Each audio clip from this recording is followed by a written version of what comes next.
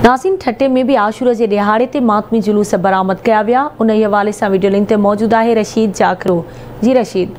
इस्लाम जी सरबुलंदी लाए कुर्बानियों ॾींदड़ उमाम अलैहिस्सलाम ऐं संदन जानसारनि खे भेटा ॾियण लाइ ठटे जे मुख़्तलिफ़ शहरनि नंढनि वॾनि शहरनि मां 58 मातमी जुलूस बर्पा कया वेंदा, जॾहिं त ठटे शहर जो मेन उमाम बारगाह शिराज़ी उमाम बारगाह तां हिकिड़ो मेन मातमी जुलूस कढियो वेंदो, जेको शाही बाज़ार खां थींदे नेशनल हाईवे ठटे ते पहुचंदो, जिते ज़ंजीरनि जो मातम कयो वेंदो ऐं जंहिंखां पोइ उहो जुलूस बुखारी उमाम बारगाह ॾांहुं रवानो थींदो ऐं उते इख़्तिलाम थींदो, जंहिंखां पोइ राति जो शामे ग़रीबा मुनक़द कयूं वेयूं आहिनि। जॾहिं त सिक्योरिटी पारां सख़्तु इंतज़ाम कया विया आहिनि। SSP ठटे जी अॻुवाणी में ज़िले जे सवें पुलिस एहलकार ऐं रेंजर्स खे मुक़ररु कयो वियो आहे, जॾहिं त मुख्य मातमी जुलूसनि जे इलाइक़नि एरियानि में जेके कैमराऊं नस्ब कयूं वेयूं आहिनि, जिते उनखे डायरेक्ट DSP जेका ऐं SHO जेके उन्हनि जी निगरानी कंदा, मॉनिटरिंग कंदा उन्हनि खे, जॾहिं त सिहत खाते ठटे पारां पिणु